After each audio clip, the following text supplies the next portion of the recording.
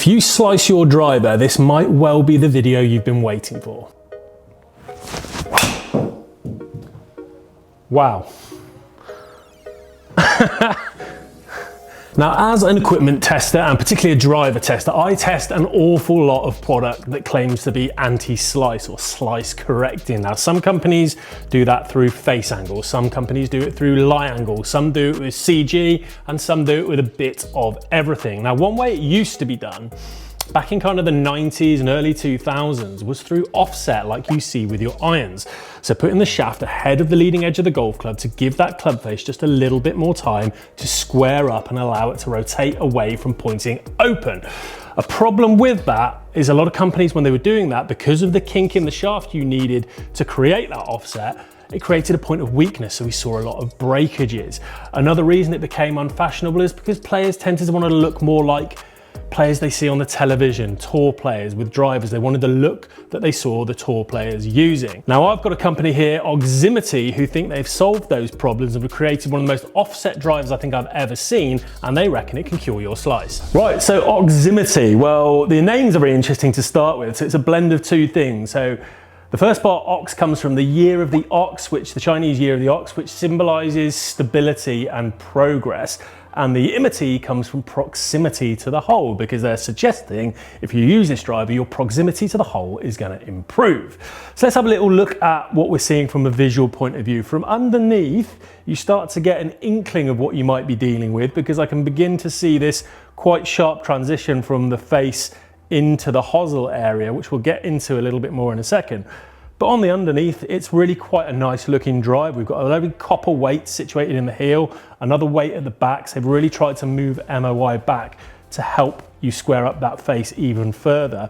But they've done it in a nice minimal way. There's not too much going on there. It's just a really pleasant looking driver. Another thing that helps that MOI going as far back as you can is they've actually obviously moved the full head back from the shaft axis. So normally companies, when the head starts right level with the shaft, you've got to move that weight significantly further back to get the same effect on MOI. So not only have we moved the weights back here, the whole head's moved back to help that MOI. It's when you put the club down in the playing position that you really start to notice some differences. It is a quite extraordinary look. It's not one that's necessarily unpleasant, it's just very unusual to my eye. When you've seen a shaft usually entering the club head dead level with that leading edge, to all of a sudden see it popping in there seemingly 2 centimeters in front of where it ordinarily would, it is quite a strange look.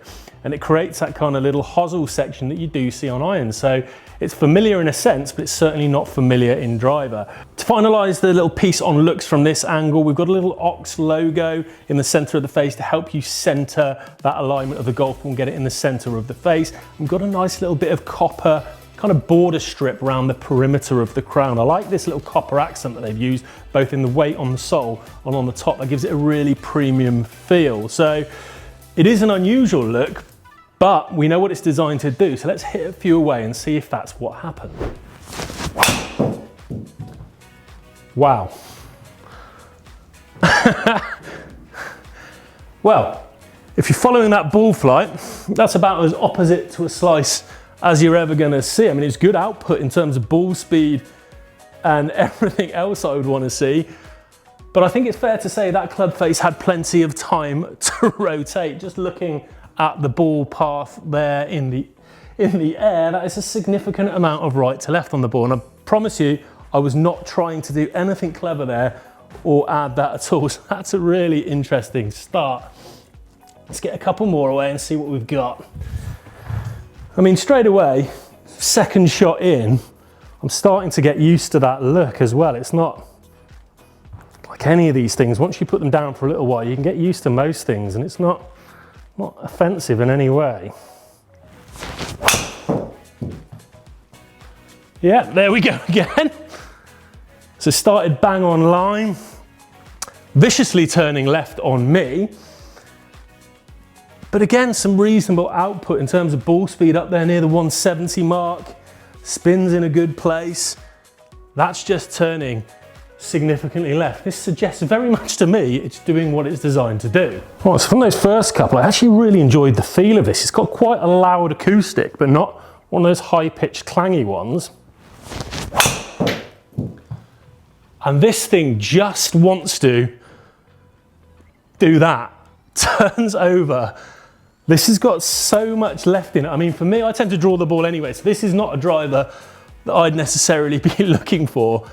But when you look at a pattern like that, I think you can see they might be onto something here. Right, let's dive into some numbers of what we saw there. But before I do, spec-wise, just want to clear up what they've sent me. So they sent me a 9-degree head and a 50-gram X-Flex shaft. And I have to say, the shaft felt really good and very stable considering it's kind of a stock shaft from a manufacturer. Sometimes I tend to find they feel a little bit soft. That felt smooth, but definitely stable. It was more than capable of coping with. I'm around 120 miles an hour of clubhead speed, and that was very much able to cope with that, so that's a good sign. In terms of the speeds and everything that I normally look for in a driver, it was very impressive. My average ball speed there was nearly 170 miles per hour, 169.3. I tend to be around the 171 mark on average. I'm only a degree or so, a mile an hour or so behind what I normally would be there.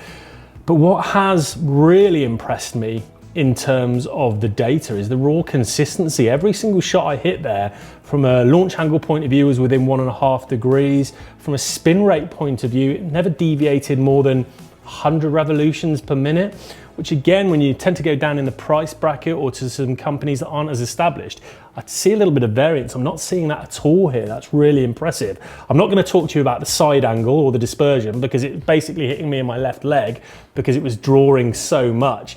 Now, as I said before, I tend to be a slight draw player anyway, so this isn't designed for me.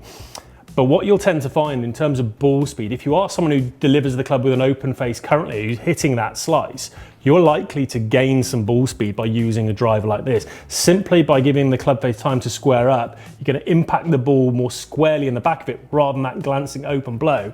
So I would expect if you're an open face player at the moment and you try to drive like this, you might jump up 2 or 3 miles an hour in ball speed, which could be a welcome boost.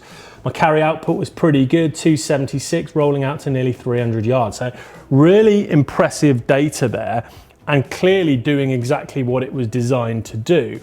I do just want to talk to you for a moment before I go about what's something I call my Jon Rahm theory. Right, sorry to interrupt. Got my Oximity driver here. If you are enjoying this video, please hit the like button. It really helps us out. Subscribe to the channel and comment down below. What do you make of the looks? Could you get used to something like this? So what do I mean about my Jon Rahm theory? Well, I've watched Rahm for a few years, who we all know tends to be a fader of the golf ball off the tee with his driver. But the courses they play on any tours and in the majors that Rahm still plays in, you sometimes need to move the ball both ways. And Rahm's got a really interesting way of doing that, which relates to this driver, and I'll tell you about that in a second. So what Rahm tends to do is, because he wants to get the same effect as that offset driver and allow the club face a little bit more time to rotate shut through that impact zone, what Rahm tends to do, and keep an eye out for this when you're watching him next, tends to keep that ball position very far forward. Instead of putting the club directly in behind the ball like you would for a normal drive, he keeps that ball position forward and he actually addresses the ball, kind of leaving a 3 to 4 inch gap between the leading edge and the ball. So what he's doing there is kind of addressing an imaginary ball 3 or 4 inches back, which allows him that extra millisecond by the time he gets to the ball for the club face to shut. Now that's one way of doing it. If you're not somebody who wants to go down the offset driver route, I would implore you to try that. Just give yourself a little bit more time for that club face to shut. But what you've got to remember is Jon Rahm's a multiple major champion and a very, very talented man. So getting used to addressing the ball 3 or 4 inches behind won't suit everyone. That's where something like this Oximity driver can give you that exact same effect, just buying you that extra little bit of time through impact to get that club face rotating. You've seen what it's done for my shot shape, so it's well worth a try for your game. Right, so there you have it. That was the Oximity driver, and truth be told, I really enjoyed testing it. I didn't think I would, because as I said, I'm a drawer of the golf ball generally speaking, so it wasn't something that was going to help my game, and I'm a bit selfish like that, so I wasn't necessarily turned on by the prospect of testing it. But I found the whole thing fascinating, just seeing how much you can push a ball flight bias. They've done everything they can here to create that draw bias, and I think you saw from some of the results that I was getting with how far left that ball was moving for me, it is certainly effective. So if you're someone who's had a persistent slice for some time and you're at your wit's end, this is something you absolutely need to try. It's as draw biased as you can possibly get. A couple of bits I would sort of put a little bit of caution on, or something I'd like to address maybe moving down the line with later models of Oximity. There's slightly limited adjustability. So we do have these two weights on the sole here that are interchangeable, but realistically, if you're going into this driver, you just want it in the leftist setting possible. So you're going to keep all the heavy weight in the heel. So I don't know how beneficial that particular setup is on the sole. And furthermore, that's where the adjustability ends. We don't have an adjustable loft sleeve, so you have to buy the loft that you're going to be in, basically. You can't adjust that from there. There are a variety of lofts available, so they can cater for any loft requirements you have, but what I mean is, as you grow and develop, you can't tweak that for conditions or as your swing changes. It is a bonded hosel. The other thing that's probably worth mentioning, price-wise, it's a little bit higher than I thought it would be. It's retailing at £415, which is still significantly lower than the bulk of the major manufacturers, right? Your Titleist, your TaylorMades, etc., have drivers pushing £600 and more with upchargeable shafts. I do think it is a little bit punchy for something that's essentially just entering the market.